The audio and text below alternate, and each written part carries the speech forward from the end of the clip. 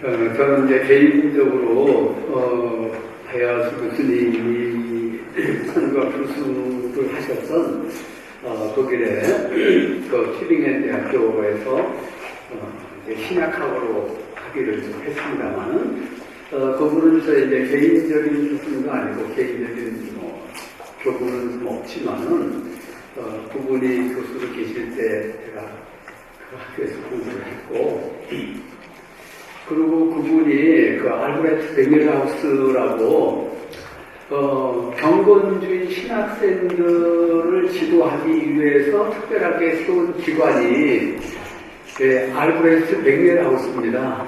거기에 대해서 잠깐 모르시는 분들이 대부분이실 거기 때문에 조금 소개를 하자면은 독일에는 경건주의 교회 전통이 있습니다. 지금은 굉장히 약해졌지만은, 제가 과거에 슈페너라든가 프랑케라든가, 또 알베르트 뱅겔이라든가, 이런 분들, 슐라터, 칼하임, 이런 이제, 경건주의 지도자들이 많이 나왔습니다. 찐첸도르프도 좀 있었고요. 그런데 독일에서 이제 남쪽 지역에서 그 경건주의 영향력이 굉장히 강하게 남아 있었습니다. 그래서 특별히 이제 튜빙겐의 신학 교수들이 전체적으로 온건한 입장이에요. 그래서 제가 거기서 공부할 때가 80년대인데 그 80년대에 독일에서 그 개신교 신학을 공부하기 위해서 제일 많이 모인 때였었습니다. 1,000명이 됐었으니까요.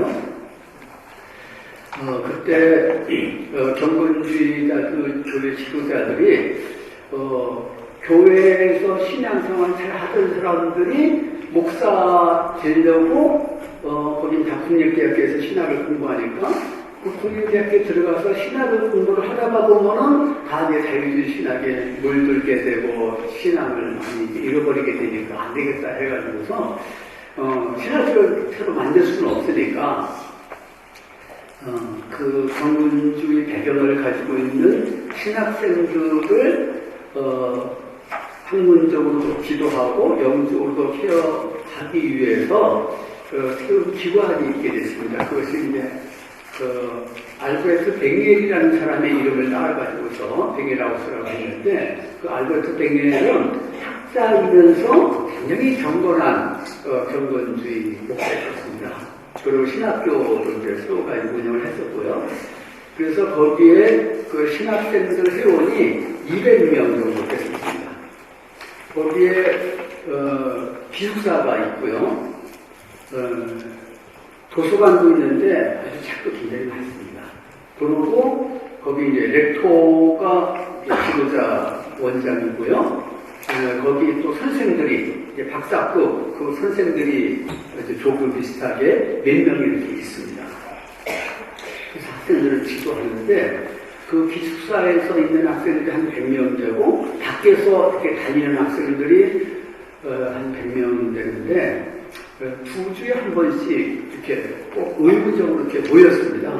저도 거기에 독일에 가자마자 제 지도 교수님이 이렇게 안내를 해주셔서 거기 회원이 돼가지고서 2주에 한 번씩 제가 꼭 갔습니다. 그리고 우리 경건주의 교회를 이렇게 다니면서 한국 교회에서 보고도 하고 이렇게 제가 많이 이렇게 교제를 가졌는데 제가 2년 차부터는 제가 거기서 장학금도 받았어요. 6년 동안 뱅겔하우스 장학금을 받았는데 우리나라에서 거기서 장학금 받으신 분들이 많습니다. 김세훈 교수라든가 저도 거기서 장학금을 받고 엑스의 박혜경 교수 하여튼 많습니다. 감사하게 생각하는데 그 뱅겔하우스의 첫 번째 렉토가 그 바야스 교수였었고요. 제가 거기 갔을 때는 이제 그분이 그만두시고, 게라트 마이어라고 하시는 분이, 거기 렉토로 계셨습니다. 그분은 합신에 와서도 강의를 하셨고, 또 엑스에서도 강의를 하셨던 분인데, 독토까지 했는데, 교수 자격 논문을 쓰시는 중에, 역사 비판 방법이 끝났다. 이런 내용의 책을 써가지고서 그게 문제가 돼가지고서 교수 자격 논문을 받아주지 않기로 치르게 신학 교수들이 결의를 해가지고서 아쉽게도 이제 교수를 못하게 됐습니다. 그래서 그걸 하다가 나중에는 그 뷰텐베르크 란데스키르케 거기 루터교회 비숍까지 됐습니다. 굉장히 귀한 분이셨고요. 그래서 제가 야스 교수님하고는 이제 그런 이제 간접적인 관계를 지금 가지고 있는데요. 그리고 우선 이제 이동주 박사님이 제가 스팅엔에 갔더니 하이델베르크에서 공부를 하다가 야스 교수님 밑에서 학위를 하려고 지빙인에 와가지고서 이렇게 하고 있더라고요. 제가 그 복음주의 신학교 배경을 가지고 공부를 한 사람으로서 내가 아마 처음으로 지빙인에 공부를 한 것 같아요. 처음에는 왕따를 많이 생각을 했는데 이동주 박사님 참 기도를 많이 하시더라고요. 그리고 한 영혼 한 영혼을 위해서 얼마나 순수한 마음을 가지고 영적인 마음을 가지고 이렇게 돌보시고 그랬는지 참 제가 감동을 많이 받았습니다. 그래서 여기에도 이렇게 참 복음주의 신앙을 가지고 있는 그 유학생도 있구나 이렇게 감동을 좀 받은 적이 있습니다. 시간이 좀 이제 많이 없으니까요. 제가 준비한 논문은 이제 61쪽부터 66쪽까지 얼마 더 이렇게 되지는 않습니다. 그리고 그렇게 학문적으로 깊이 있게 이론적으로 쓴 논문이 아니니까 성경적으로 제가 썼습니다. 그래서 이해하기도 좀 쉬우시리라고 생각이 되는데 쭉 읽어나가는 식으로 이렇게 좀 하도록 하겠습니다. 예, 이제 포스트 모던 시대에 살고 있다 그러지 않습니까?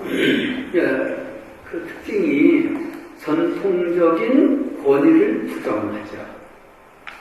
그리고 개성과 다양성을 존중하는 그런 시대라는 그 특징을 가지고 있어요. 또 이제 현 시대는 특히 이제 미국이 많이 그렇다고 이제 사람들이 많이 지적을 하는데 20세기 후반에 아시아권에서도 많은 사람들이 미국에 이민을 가고 또 모슬렘권에서도 많이 이민을 오게 되고 하다가 보니까 미국에서 이제 다종교 사회가 된 거죠. 한국도 이제 점점 그런 사회로 가고 있다고 볼 수가 있습니다. 그리고 이제 뭐 다문화 시대 이런 시대가 좀 돼가고 있는 것이죠. 그래서 과거에처럼 뭐 예수 천당 불신조 이렇게 전도하게 되면은 굉장히 역겨운 반응을 가지게 됩니다. 그래서 오늘 전도를 하는데 효과가 없거든요. 역효과가 많이 나타나는데 그래서 전도를 하기가 어려운 큰 이유 가운데 하나가 너무 배타적으로 예수 천당 불신조하면은 반발심이 생깁니다. 예, 그런 식으로 접근을 하는 것은 이제 바람직하지 않은 것 같고요. 그래서 예수 믿는 사람들은 편협하다, 배타적이다, 국선적이다 이런 선입견을 가지고 있거든요. 그래서 지혜롭지 못한 접근 방법이라고 생각할 수 있습니다. 그래서 상대방의 인격, 그 종교, 신령을 존중하면서 지혜롭게 효과적으로 복음을 전해낸다고 봅니다. 제가 이제 좀 젊었을 때 서울대 이제 전도사 시절에 서울대 들어가서 전도를 좀 많이 한 편인데요. 제가 이제 서울대 학생 한 사람이 보니까 철학과를 다니더라고요. 그래서 제가 이제 철학과 제가 선배지만은 선배라는 얘기를 미리 안 하고 어디 종교를 갖고 있냐 그랬더니 불교를 믿는다 그랬어요. 그래서 제가 불교는 참 훌륭한 종교입니다. 나도 여기 이제 과거에 학교 다닐 때 종교학을 부정으로 공부하고 불교를 공부를 해보니까 너무 깊이가 있어요. 저는 그건 이제 진심으로 그렇게 얘기했어요. 불경을 공부하면 참 불경이 깊이가 있더라고요. 그래서 참 깊은 그 많은 친구가 있다. 이제 저는 제 속으로는 상대적인 의미에서 실리지만요. 그렇게 얘기하니까 그 사람이 마무리를 하더라고요. 그래서 제가 이제 간증을 했어요. 그런 구원의 확신, 어떤 내세된 소망, 이런 것은 그런 사람들은 없거든요. 마음의 편안. 그러니까 편한 마음이 열려있어요. 그래서 사실은 내가 우리 학생에 선배되는 사람이라 이렇게 얘기하면서 일요일 날 교회 안에 나가라. 그러니까 그렇게 하겠다. 그리고 뭐 이것이 가장 싫었다 이렇게 생각을 안 하지만은 오히려 그렇게 접근을 하게 될 때 이게 좀 지혜로운 방법이 아닌가 하는 생각을 가집니다. 그렇지만은 지나치게 이렇게 타협적으로 복음의 본질을 희석을 시키고 훼손시키면서 다른 종교의 교리와 혼합시키면서까지 접근을 하고 대화를 하고 하게 된다 하면은 이것도 이제 큰 잘못이 되는 거죠. 그것은 사람의 지혜, 인본주의적인 접근 방법이라고 볼 수 있는 거죠. 대화 좋죠. 협력하고 같이 봉사하고 그건 좋다고 생각합니다. 저도 대학 다닐 때 이제 종교학과에 원불교 교주의 손자하고 원불교 교주를 돌아가셨어요. 박원빈 씨인가 그분이 이제 돌아가셨는데 그분의 아들이 그 원광대학교 총장을 하는데 그분이 대표죠. 그분의 아들이 종교학과를 다니고 있는데 제가 친구가 됐어요. 그 같이 집에도 가고 많이 그랬습니다. 근데 그 사람 고민을 해가면서 교회도 가고 이렇게 하더라고요. 근데 나중에 막 우울증도 걸리고 그래가지고 학교를 휴학하고 그래서 같이 졸업은 못했는데 저는 통일교 신자하고도 같이 한번 그 수실례를 나왔는데 chuy년에 와가지고서 유학을 한다고 그랬는데 보니까 통일교에 다들 경계를 하고 그랬는데 제가 접근을 해가지고서 확신을 가지고 있으니까 그 사람들 모이고 있는 어떻게 아지트 비슷한 곳을 제가 갔어요. 같이 이렇게 대화를 하고 그랬는데 기독교인 신학자, 목사 가운데 이렇게 열린 사람이 있느냐 그러더라고요. 이게 잘못하게 되면은 빠지는 제가 소문이다가 말씀을 좀 드리겠는데 이렇게 현실적으로 이렇게 접근해가지고서 복음을 전하기 위한 기회를 만드는데 그것도 다 저는 개인적으로 그런 생각을 가집니다. 하지만 단순히 이제 WCC가 본래 선교라고 하는 그 목표를 가지고서 이렇게 출발을 좀 했다고 제가 알고 있는데 그렇게 하다가 지금은 오히려 개종 선교를 하지 말아야 된다 이런 방향으로 이렇게 나가고 있지 않습니까? WCC 안에서 점점 아까 그랬고 이동희 박사님 쭉 잘 이렇게 종합적으로 설명을 좀 해주셨는데 거기서 살아있는 신앙들하고 대화를 나누면서 거기에도 구원과 생명이 있고 하나님의 역사하신다 이렇게 이해를 하면서 같이 대화를 해야 된다 이런 입장을 가지고 이거 상당히 좀 문제가 있는 거죠. 그래서 이 종교다원주의자들 먼저 종교 다원주의자들이 왜 그렇게 접근을 하게 됐는가? 아까 그 존 히크라는 사람 이제 많이 언급이 되었는데 사실 이제 그분이 WCC에 영향을 많이 끼쳤어요. 종교 다원주의의 아주 대부 정도 될 사람이라고 제가 알고 있는데 그 사람이 젊었을 때 대학생 때는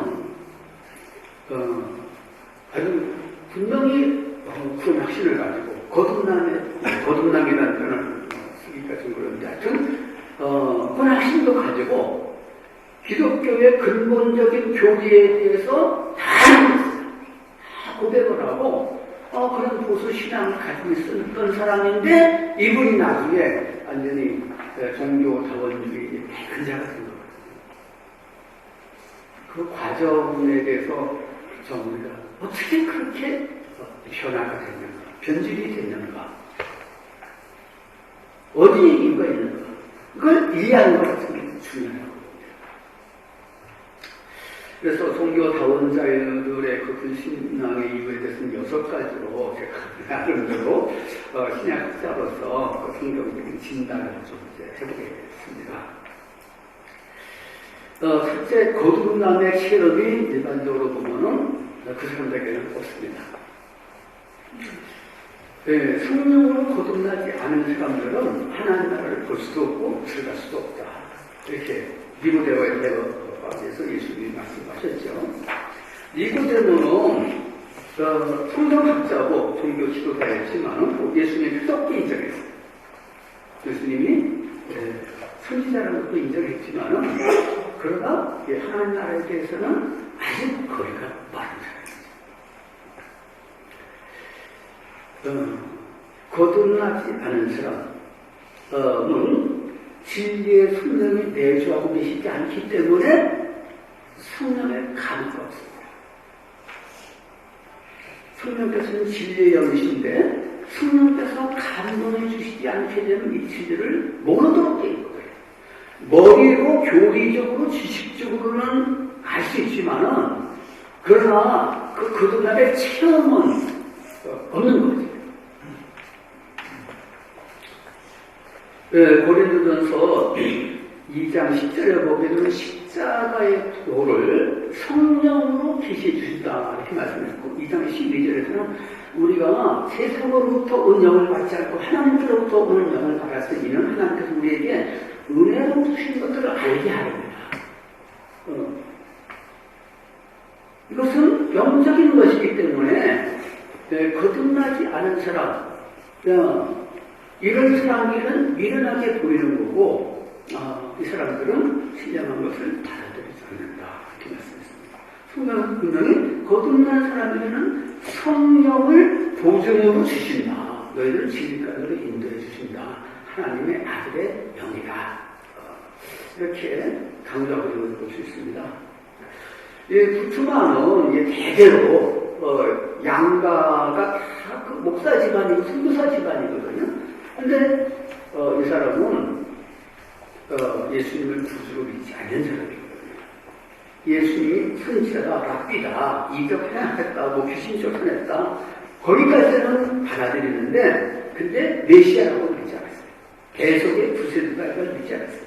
하나님의 아들을 믿지 않았기 때문에 그 사람이 신학을 하고 학문적으로는 대단한 영향력을 행사하고 공격을 받는 사람이었지만은 그러면 그 사람이 정말 신학자로서 자격이 없는 사람이죠. 근데 독일에서는 신학자가 국립대학교의 교수로서 공무원이기 때문에 신입을 권한이 되거든요.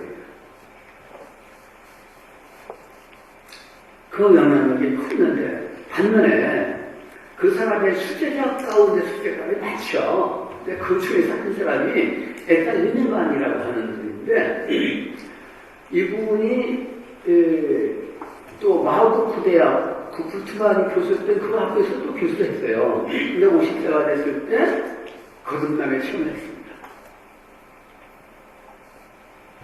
제가 그 뱅라우스에 가서 이제 예배를 드릴 때 그분 오셨어요.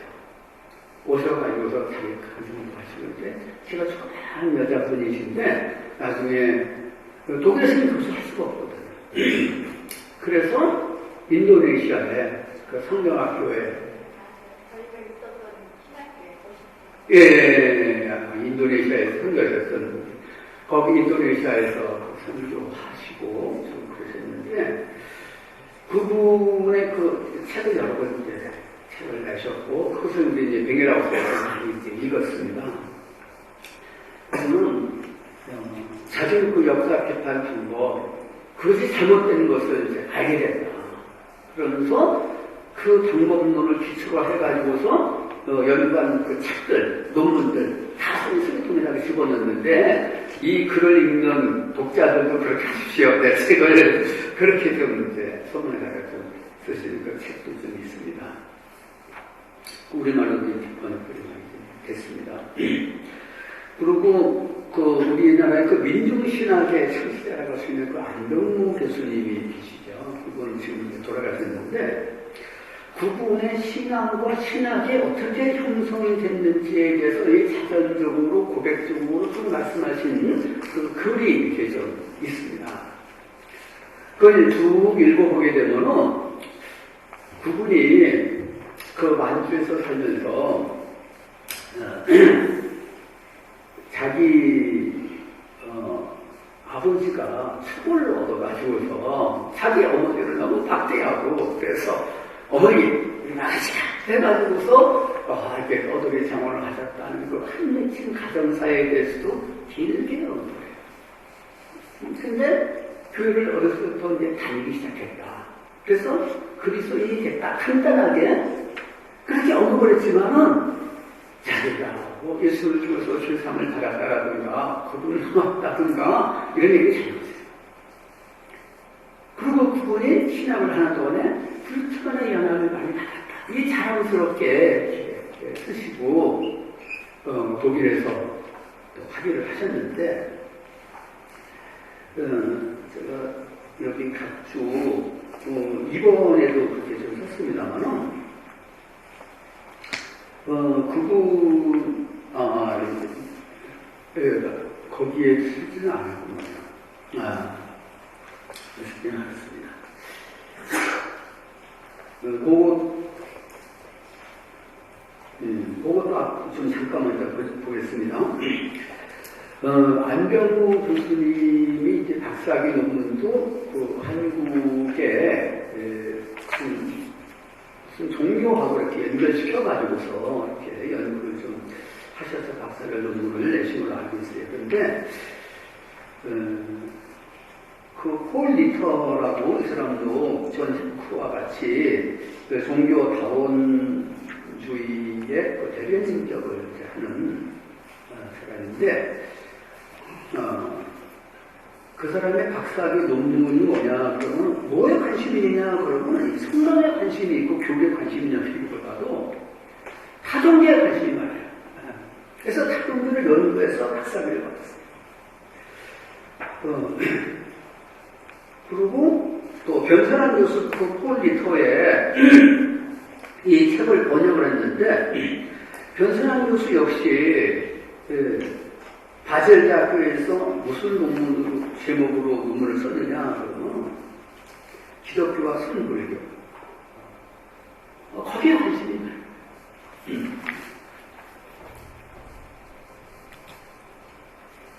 거듭나지 못한 사람들은 하나님의 은혜, 그리스도의 대속의 은혜에 대해서 큰 관심을 갖고 있지 못하는 거죠.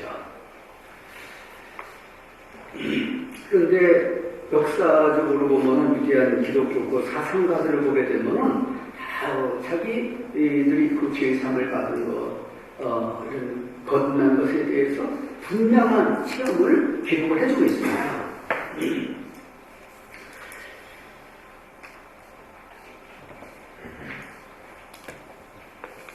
제가 좀 62페이지에 좀 빨리빨리 진행을 하도록 하죠.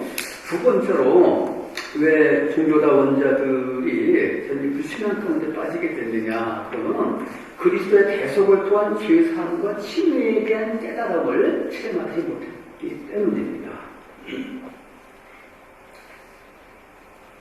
종교다원주의자들은 뭘 얘기를 하느냐 그러면 너무 예수 중심, 그리스도 중심 이렇게 하지 말고 신 중심으로 나가야 된다. 그래서 예수님도 신 중심이었다는 거죠. 그래서 우리도 예수님을 닮아서 신 중심으로 나가야 된다. 이런 걸 잘못된 거죠. 예수님은 내가 비교체의 생명이다 이렇게 말씀했거든요. 나를 믿는 자는 그 구원을 받는다. 죽어도 산다. 이런 그런 말씀을 했는데 신중심, 그 보편적 비동론 이것을 좀 많이 강조를 했는데요. 그러다 보니까 신은 여러 종교에서 다 얘기를 하지 않습니까? 그래서 그런 종교다원주의자들 대보게 되면 종교에 관심이 많아요. 그래서 종교인들과 교제를 가지다가 거기에 이제 빠지는 경향이 많은 것을 볼 수 있습니다. 네, 가톨릭 신자 어머니와 힌두교 신자 아버지에서 태어난 그 파니카라고 하는 사람이 63페이지. 이 사람도 역시 WCC 안에서 영향을 많이 미친 사람인데, 또 그 사마르타라고 하는 사람, 이 사람들이 그 종교다원주의에 주장하고 했는데, 이 사람들의 그 아주 일반적인 특징이 종교문학주의로 나가는 것을 볼 수 있습니다. 다른 종교에는 그리스도의 계속의 피해에 대해서 얘기를 안 하죠. 죄사함에 대해서 얘기를 안 하죠. 어떤 죄인이 의롭게 된다는 것에 대해서 전혀 가르치지 않죠. 그런데 신중심으로 신의 사랑 이렇게 나가게 되면 그러니까 공통분모가 있으니까 서로 대화할 수 있다 나가는데 아주 기초가 잘못됐다고 볼 수가 있겠습니다. 어거스틴이나 루터나 저한 웨슬리나 다들 보게 되면은 그 죄사함, 칭의에 대한 깨달음을 얻고 난 다음부터 그들의 다른 신학을 파악할 수가 있었다. 그것을 증언을 하고 있다고 볼 수 있습니다. 그 로이드 존스가 하신 말씀이 중요한 말씀이 있는데, 기독교 복음에 아주 이런 교리를 등한히 하는 것은 기독교 복음에 아주 중요한 진출을 놓치고 있는 것이라는 거죠.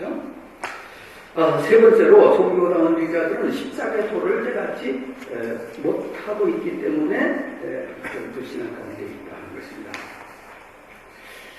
그리스도께서는 십자가에 달려 죽으셨죠. 하나님의 아들이시지만 인생의 죄 문제, 율법의 문제, 죽음의 문제, 또 마귀에게 속박되어 있는 이런 인생의 근본적인 문제를 해결해 주시기 위해서 십자가에서 죽으셨죠. 다른 어떤 종교에도 이 십자가의 도가 없습니다. 그리스도의 십자가를 도외시하고서 다른 종교와 대화를 한다는 것은 그것은 그 진리를 찾는 그 대화라고 말하기가 어려운 거죠. 성경에서는 십자가에 못 박히신 그리스도는 하나님의 능력이고 하나님의 지혜라고 했습니다. 이것을 도외시하고서 다른 것을 추구한다고 하면 그것은 세상 지혜고 인간 지혜라고 볼 수밖에 없는 것이었습니다. 카톨릭 신학자로서 칼 라너가 있죠. 이분은 하나님의 보편적인 사랑, 은혜를 강조하면서 하나님 모든 인류를 구원하려고 하는 의지를 가지고 계시기 때문에 타 종교인들 가운데에도 익명의 그리스도인들이 있다. 이렇게 주장했는데, 그래서 제2바티칸 공의에 영향을 많이 미쳤는데, 그 이후에 카톨릭은 기본적으로 이런 입장을 가지고 있습니다. 그래서 기독교에서 다 종교인들한테, 또 심지어는 카톨릭 신자들한테 예수를 믿고 복음주의 신자가 되라 이렇게 얘기하지 말라는 거죠. 네 번째로 종교다원주의자들은 부활하신 예수 그리스도, 그의 주제심에 대한 체험적인 이해가 없기 때문에 어떤 신앙 가운데 있는 겁니다. 다른 종교들에서는 부활을 믿지 않습니다. 부활 교리가 없는 거죠. 대부분의 종교들은 범신론이거나 윤회 전쟁을 믿습니다.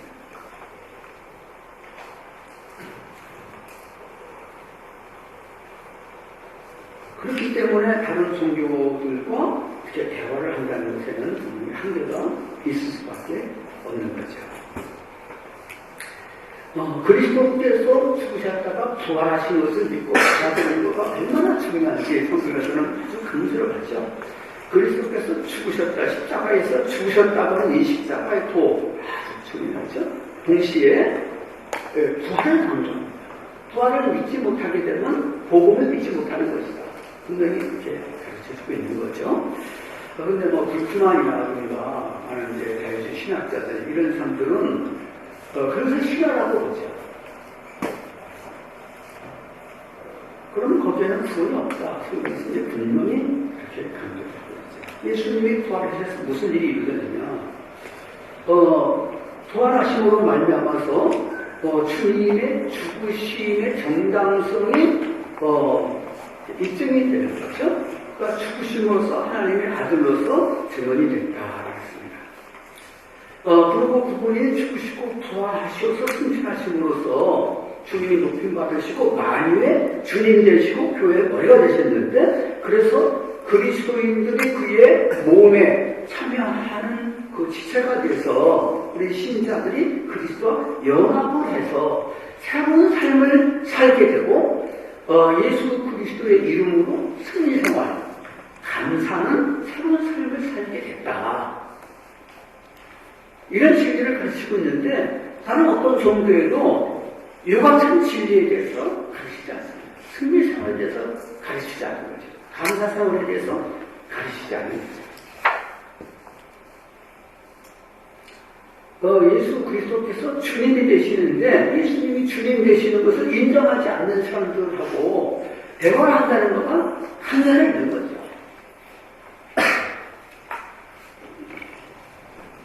사도 바울도 다메섹 도상에서 부활하신 예수님을 만났기 때문에 변화가 된 거 아니겠습니까? 부활이 없다고 한다면 바울이 여전히 네가 교집박하는 사람으로 남아있었겠죠. 죽을 때까지. 그 다음에 다섯 번째, 성령의 강화와 충만을 통한 신앙의 확신, 또 그리스도의 연합의 체험이 없기 때문에 종교 다원주의자들이 어떤 불신앙 가운데 빠져 있는 것이다. 기대할 수가 있겠습니다. 또 다른 어떤 종교에도 성령을 인정하잖아요. 성령의 내주, 성령의 충만, 이런 교리가 없습니다. 근데 많은 교회 안에 있는 크리스찬들, 또 신학자라고 하는 사람들 가운데도 보면은 이런 체험이 없는 사람들이 많이 있습니다.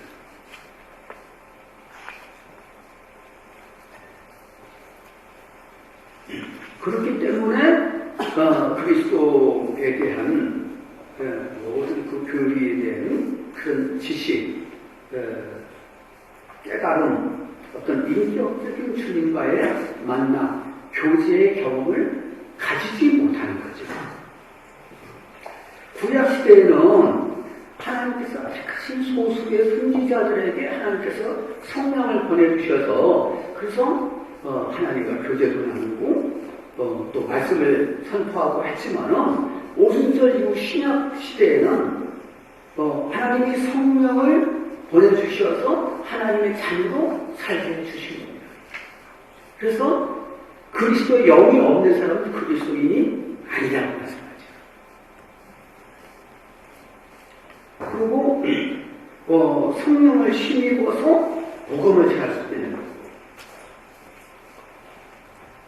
거예요. 제가 아까 독일에서 개인적으로 경건주의자라고 교제를 좀 가질 기회가 있었다는 말씀 좀 드렸는데, 그 경건주의자들 2년에 한 번씩 개말제 탑이라고 해가지고서 잘못을 할게 모여 않았기 때문에 그 사람이 신학을 하고 학문적으로는 대단한 영향력을 행사하고 공격을 받는 사람이었지만은 그러면 그 사람이 정말 신학자로서 자격이 없는 사람이죠. 근데 독일에서는 신학자가 국립대학교의 교수로서 공무원이기 때문에 신분 권한이 되는 거예요.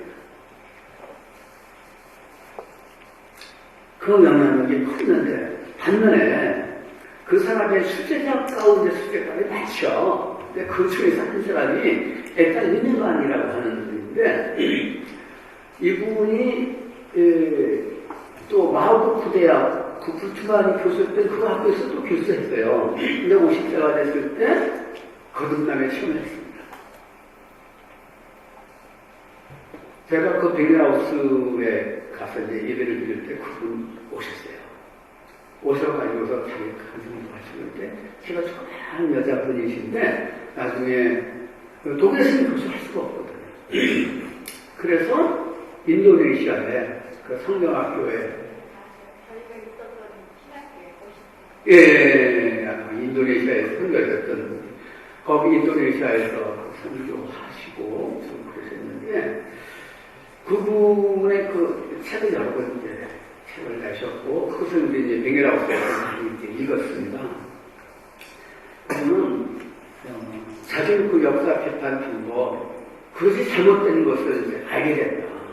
그러면서 그 방법론을 기초로 해가지고서 연관 그 책들, 논문들 다 소리통에다가 집어넣는데 이 글을 읽는 독자들도 그렇게 하십시오. 내 책을 그렇게 좀 이제 소문에다가 좀 쓰시는 그 책도 좀 있습니다.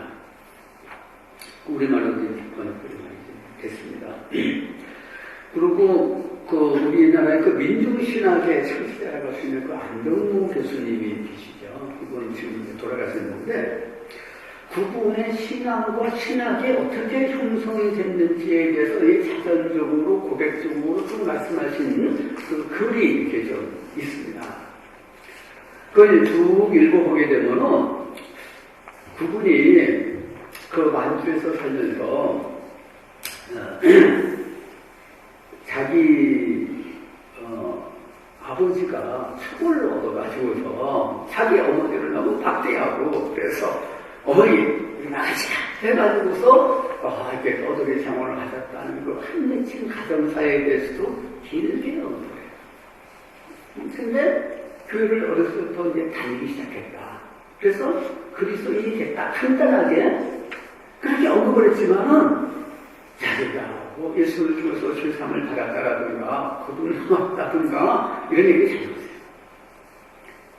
그리고 그분이 신학을 하나 동안에 불투간의 영향을 많이 받았다. 이게 자랑스럽게 쓰시고 독일에서 또 학위를 하셨는데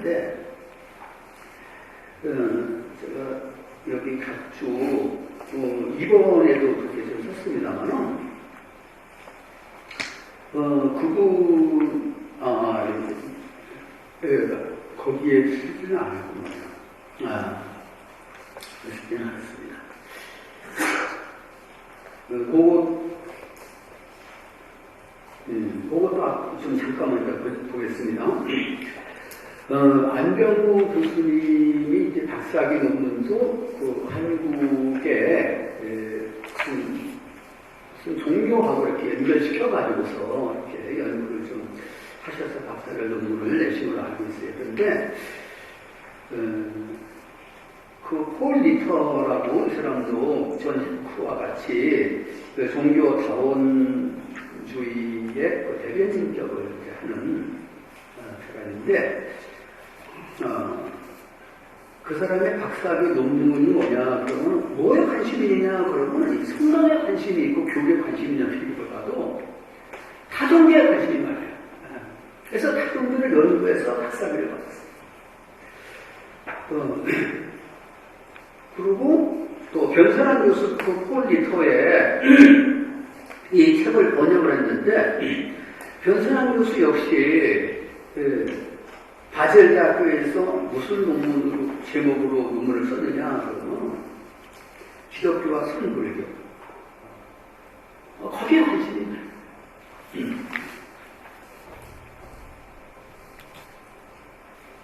거듭나지 못한 사람들은 하나님의 은혜, 그리스도의 대속의 은혜에 대해서 큰 관심을 갖고 있지 못하는 거죠.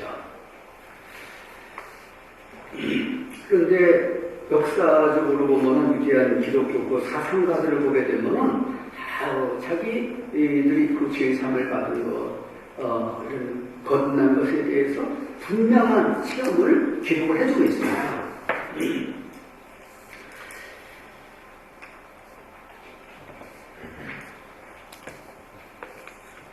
제가 좀 62페이지에 좀 빨리빨리 진행을 하도록 하죠. 두 번째로 왜 종교다원자들이 그 신앙 가운데 빠지게 됐느냐 그러면 그리스도의 대속을 통한 죄사함과 칭의에 대한 깨달음을 체험하지 못했기 때문입니다. 종교다원주의자들은 뭘 얘기하느냐 그러면 예수 중심, 그리스도 중심 이렇게 하지 말고 신 중심으로 나가야 된다. 그래서 예수님도 신 중심이었다는 거죠. 그래서 우리도 예수님을 닮아서 신 중심으로 나가야 된다. 이것을 잘못된 거죠. 예수님은 내가 길이요 진리요 생명이다 이렇게 말씀했거든요. 나를 믿는 자는 구원을 받는다, 죽어도 산다 이런 그런 말씀을 했는데 신중심, 보편적 기독론 이것을 좀 많이 강조를 했는데요. 그러다 보니까 신은 여러 종교에서 다 얘기를 하지 않습니까? 그래서 그런 종교다원주의자들을 해보게 되면 종교에 관심이 많아요. 그래서 종교인들과 교제를 가지다가 거기에 이제 빠지는 사람이 많이 있는 것을 볼 수 있습니다. 가톨릭 신자 어머니와 신부교 신자 아버지에서 태어난 그 파니카라고 하는 사람이 63세지. 이 사람도 역시 WCC 안에서 연합을 많이 믿은 사람인데, 또 그 사마르타라고 하는 사람, 이 사람들이 그 종교다원주의에 주장하고 했는데, 이 사람들의 그 일반적인 특징이 종교분학주의로 나가는 것을 볼 수 있습니다. 다른 종교에는 그리스도의 대속의 피에 대해서 얘기를 안 하죠. 죄사함에 대해서 얘기를 안 하죠. 어떤 죄인이 의롭게 된다는 것에 대해서 전혀 가르치지 않죠. 그런데 신중심으로 신의 사랑 이렇게 나가게 되면 우리가 공통분모가 있으니까 서로 대화할 수 있다 나가는데 아주 이제 기초가 잘못됐다고 볼 수가 있겠습니다. 어거스틴이나 루터나 저한 웨슬리나 다들 보게 되면은 그 죄사함, 칭의에 대한 깨달음을 얻고 난 다음부터 그들의 다른 신학을 바로 할 수가 있었다. 그것을 증언을 함께 볼 수 있습니다. 그 로이드 존스가 하신 말씀이 있는데, 기독교 복음에 아주 이런 교리를 증언이 하는 것은 기독교 복음에 아주 중요한 진술을 놓치고 있는 것이다라는 거죠. 세 번째로 종교다원주의자들은 십자가의 도를 깨닫지 못하고 있기 때문에 그 신앙 가운데 있다는 것입니다. 그리스도께서는 십자가에 달려 죽으셨죠. 하나님의 아들이시지만은 인생의 죄 문제, 율법의 문제, 죽음의 문제, 또 마귀에게 속박되어 있는 이런 인생의 근본적인 문제를 해결해 주시기 위해서 십자가에서 죽으셨죠. 다른 어떤 종교에도 이 십자가의 도가 없습니다. 그리스도의 십자가를 도외시하고서 다른 종교와 대화를 한다는 그것은 그 진리를 찾는 그런 대화라고 말하기도 어려운 거죠. 성경에서는 십자가에 못 박히신 그리스도는 하나님의 능력이고 하나님의 지혜라고 했습니다. 이것을 도외시하고서 다른 것을 추구한다고 하면 그것은 세상 지혜고 인간 지혜라고 볼 수밖에 없는 것이겠습니다.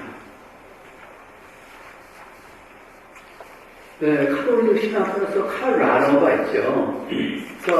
이분은 하나님의 보편적인 사랑, 은혜를 강조하면서 하나님 모든 인류를 구원하려고 하는 의지를 가지고 계시기 때문에 타 종교인들 가운데도 익명의 그리스도인들이 있다. 이렇게 주장을 했는데, 그래서 제2바티칸 공의에 영향을 많이 미쳤는데, 그 이후에 카톨릭은 기본적으로 이런 입장을 가지고 있습니다. 그래서 기독교에서 타 종교인들한테, 또 심지어는 카톨릭 신자들한테 예수를 믿고 복음주의 신자가 되라 이렇게 얘기하지 말라는 거죠. 네 번째로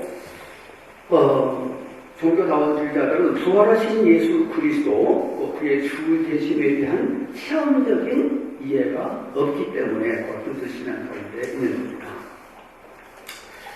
다른 종교들에서는 부활을 믿지 않습니다. 부활 교리가 없는 거죠. 대부분의 종교들은 공신론이거나 윤회 전성을 믿습니다.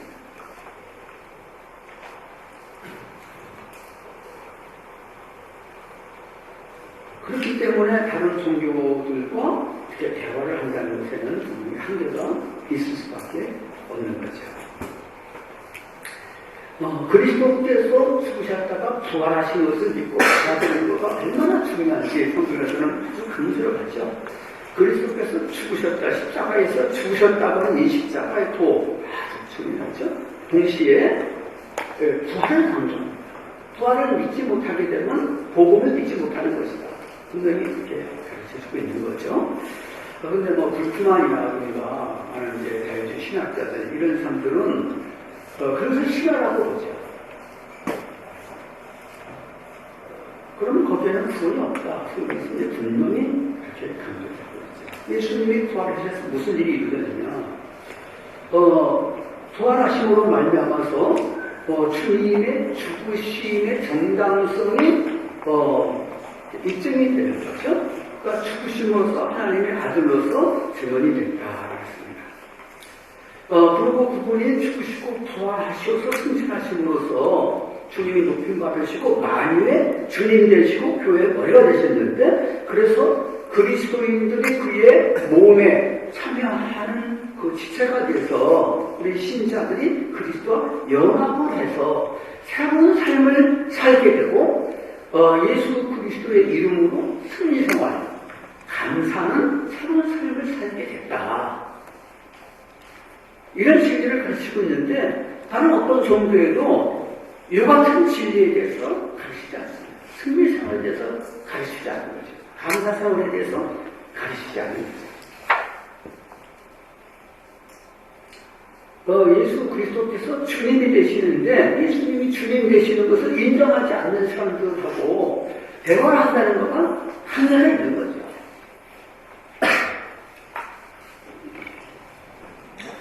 사도 바울도 다메섹 도상에서 부활하신 예수를 만났기 때문에 변화가 되는 거 아니겠습니까? 부활이 없다고 한다면 바울이 여전히 이거 교집박하는 사람으로 남아있겠죠. 죽을 때까지. 그 다음에 다섯 번째, 성령의 강화와 충만을 통한 신앙의 확신, 또 그리스도의 연합의 체험이 없기 때문에 종교다원주의자들이 어떤 두 신앙 가운데 빠져있는 것이다 지적할 수 있겠습니다. 또 다른 어떤 종교에도 성령을 인정하잖아요. 성령의 내주, 성령의 충만, 이런 교리가 없습니다. 근데 많은 교회 안에 있는 크리스찬들, 또 신학자라고 하는 사람들 가운데도 보면은 이런 체험이 없는 사람들이 많이 있습니다.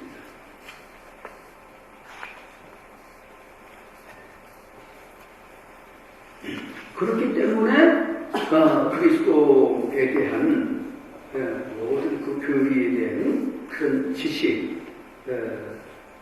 깨달음, 어떤 인격적인 주님과의 만남, 교제의 경험을 가지지 못하는 거죠.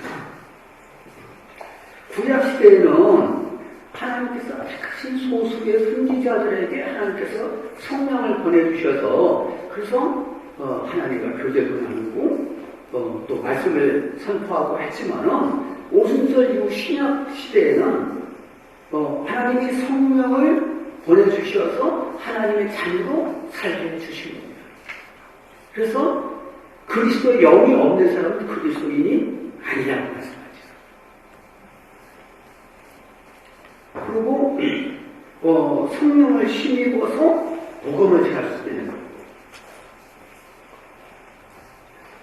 제가 아까 독일에서 개인적으로 경건주의자라고 교제를 가질 기회가 있었다는 말씀을 좀 드렸는데, 그 경건주의자들이 2년에 한 번씩 개말제 탁이라고 해가지고서 잘못을 탈 때 모여집니다. 저도 몇 번 가봤는데요.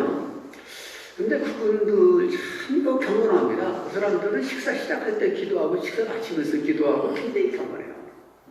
그런데 경건의 모양은 있지만 능력을 부인한다 이런 말씀이 성경에 나오는데 능력이 없는 거예요. 왜 그러냐 그러면 형식과 전통은 남았는데 그 경건주의자들의 뭐 성지처럼 여기는 그 맛보기라는 데서 제가 갔어요. 그런데 형식과 전통은 남아있는데 기도가 없어요. 성령의 역사에 대해서 아주 체험이 없습니다. 그래서 한번 그 개발제 탑을 하는데 경건주의 지도자들이 모여가지고 의논을 많이 했습니다. 지금 그 미국 그쪽에서는 성령운동, 오순절 운동이 막 여러 가지 일어나고 있는데 그 운동에 대해서 어떻게 할 것이냐, 그러니까 이것을 교회 안에 받아들일 것이냐, 그걸 거부할 것이냐 의논을 하다가 거부하기로 했습니다. 저는 그 결정을 쭉 발표하는데 너무 마음이 아팠습니다. 그 20세기 초반에 미국에서 그 성령운동이 막 일어났는데 굉장히 처음에는 좀 거칠게 신학적으로 문제가 많이 있는 그런 운동이었거든요. 그 유럽에 성육이 돼가지고서 지나치게 신비주의적으로 열방주의로 그렇게 나가게 되니까 도미 사람들은 그걸 예의적으로 못한 거예요. 이제 그런 그 선입견이 있어가지고서 아유 그 열방주의 아니야? 해가지고서 경건주의에서 그걸 받아들였어야 되는데 그래서 그 성령운동 하는 사람들, 오순절 교파 이 사람들은요 모일 때 따로 모여요. 그러면은 경건주의는 저는 실수다 해서 서로 교제를 안 하더라고요. 벌써 우리나라에서는 평양 대부운동을 경험을 했기 때문에 성령 충만, 성령 받는 거 자연스럽게 생각을 교회 안에서는 일반적으로 하지 않습니까? 그러면 참 지도자들에 대해서 마음 아프게 생각하는 경험이 있는데 한국교회는 정말 그 교리도 중요하죠. 전통적인 교리 너무 중요하지만은 이 성령의 체험, 성령 충만의 체험, 이런 은사 이런 것들을 인정하고 그 성령의 역사는 다양하게 나타날 수 있는데 성령의 역사가 없게 되면 성령 안에서 기도하라고 그랬는데 성령의 감화가 없이 되게 뜨거운 헌신을 하고 체험적인 신앙을 가질 수가 있겠습니까? 같이 동행이 병행이 되어야 된다고 생각을 좀 합니다. 그 마지막으로 이 세상 신마귀, 예수님도 마귀를 이 세상의 신이라고 그러고 세상 임금이라고 그런 말씀하시고 사도 바울도 세상의 신이라고 했는데 믿지 않는 사람들에게는 공중과 승자와 마귀가 역사하거든요. 지금도 믿지 않는 사람들 속에서 역사하는 영이라고 하거든요. 근데 믿지 않는 사람들 속에는 아무리 경건한 자기들 나름대로 경건한 불교 신자라든가 이슬람교 신자라든가 참 그 사람들 훌륭하다고 볼 수 있어요. 인격적으로. 그렇지만 믿지 않는 사람 속에는 이 세상 신이 그 속에서 역사를 하고 있다는 것을 인정을 해야 돼요. 특히 타종교 지도자들 그 배우려면요 반드시 그 어둠의 영이 없어요. 어떤 사람은 종교의 영 이렇게도 얘기하고 그랬는지 모르겠는데요. 그런 어떤 불교의 영이라든가 유교의 영이라든가 힌두교의 영이라든가 그게 강하게 역사합니다. 그 여러 경륜을 통해서 저는 이제 간접 체험을 많이 좀 해봤는데 그래서 이런 영적인 세계에 대해서 무지하게 되면 속게 되는 거거든요. 이제 요한복음 8장 30절 이하에 보게 되면은 예수님이 자신을 믿은 유대인들한테 믿었다고 그랬거든요. 근데 그거 가지고 부족하니까 너희가 내 말에 거하면은 참된 제자가 된다. 주님의 말씀을 이제 잘 듣고 배우고 제자가 되게 됩니다. 너희가 진리를 알지니 진리가 너희를 자유케 하리라. 우리가 누가 종이 된 적이 없는데요. 그러니까 죄를 짓는 자마다 죄의 종이다. 그러니까 반발하는 겁니다. 그러니까 예수님이 주님을 믿은 사람들인데 주님을 배척하는 것을 보고서 너희는 너희 아비 마귀에게서 나왔다 그랬어요. 그러니까 교회 안에도 어설프게 믿는 사람들은 아직도 마귀에 지각해요. 신학자들도 그렇습니다.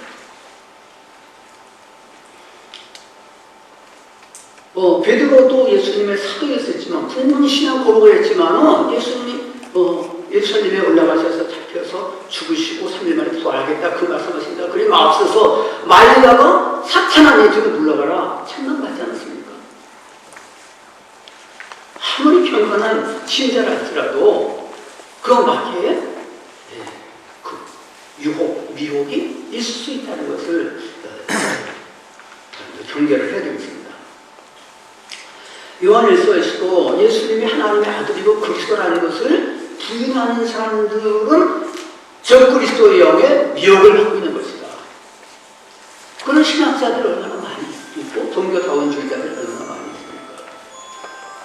또 바울이 디모데전서 4장 1절 이하에 보게 되면 금욕주의 사상, 금욕주의 사상을 받아들이는 사람들은 귀신과 미혹해야 하는 영의 가르침을 받고 있는 거라고 그랬어요.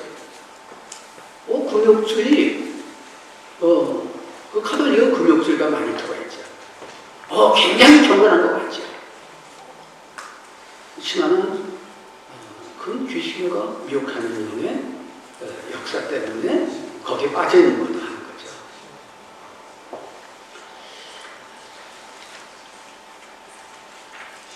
그 동성애에 대해서 또 우리가 경계의 심리를 가지고 있어야 되는데, 탈동성애자들의 쓴 글들을 많이 읽어보고 하면서 글을 많이 느꼈는데, 이 동성애에 빠져있는 사람들은 거기서 헤어나기가 어렵다. 왜 헤어나오지 못하느냐? 그럼 자기들도 몰라요. 그 동성애 현상의 배후에는 극한 영의 역사가 있는 겁니다. 그래서 그 영이 떠나게 되면은 그러면 진정한 자유를 얻을 수 있어요. 그것도 또 떠났다가 다시 들어오기 때문에 그래서 늘 말씀으로 잘 훈련을 좀 받고 그리스도인들과 같이 교제를 나누고 할 필요가 좀 있겠습니다만은 그 데이비드 포스터라고 하는 사람이 이렇게 증언을 했습니다. 이 사람이 과거에 동성애자였어요. 이렇게 말했습니다. 동성애 마귀는 없지만 동성애적 도착 특성을 지닌 마귀의 영혼이 있다. 그런 이제 체험을 좀 소설하는 것이 좀 있습니다. 복음을 전할 때 이 당신이 믿지 않는 자들의 그 마음, 이게 그 헬라어 누스라고 하는데 마인드입니다. 생각, 사고, 사상 이것을 혼미하게 만든다는 거죠. 그러니까 아무리 신학자고 이런 사람들이 교묘하게 자기들 나름대로 그렇게 체계적으로 뭘 주장을 하지만은 그러나 그 사람의 그 마인드는 누구의 지배를 받고 있느냐 그러면은 이 세상 신의 지배를 받고 있는 거다 하는 거죠. 제가 아까 그 존 히크에 대해서 잠깐 좀 언급을 했는데 존 히크 이 사람은요 대학 때 아주 분명 회신 체험을 했다고 했는데 그런데 이분이 나중에 그 60년대 70년대 다른 종교들에서 관심을 많이 가지면서 활동을 하다가 그 사람들하고 대화도 하고 연구를 하고 하다가 인도에도 가고 스리랑카에도 갔습니다. 그러면서 거기에 불교의 힌두교의 영에 영향을 많이 받습니다.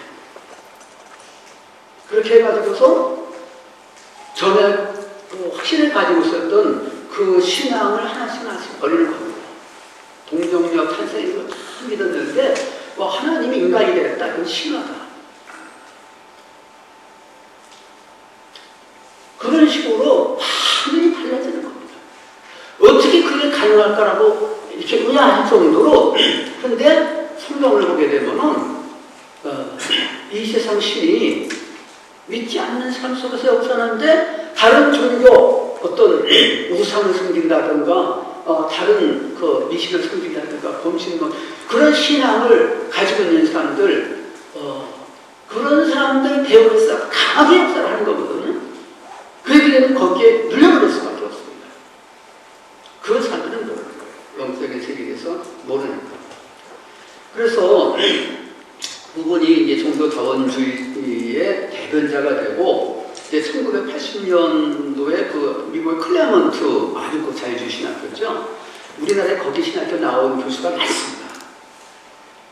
특히 이제 장신 같은 데 좀 많은데요. 그 신학교 지금 아마 없어졌을 거예요.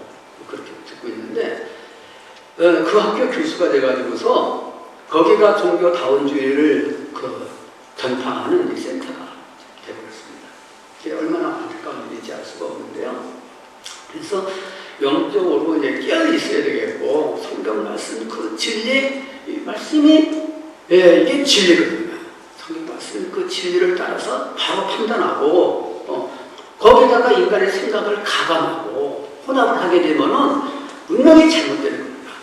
그래서 함부로 이렇게 대화운동 이런 데 동참하고 교제 가지고 하는 것은 지나치게 독선주의로 나가고 하면 안 되겠습니다만은 지혜롭게 해야 되겠고 경계를 하고 어떤 선을 그어가지고서 성경에서 가르치고 있는 것 마찬가지로 뱀과 같이 지혜롭고 또 필요할 때 순결한 마음을 가지고서 그런 성경적인 바른 복음주의 신앙 가운데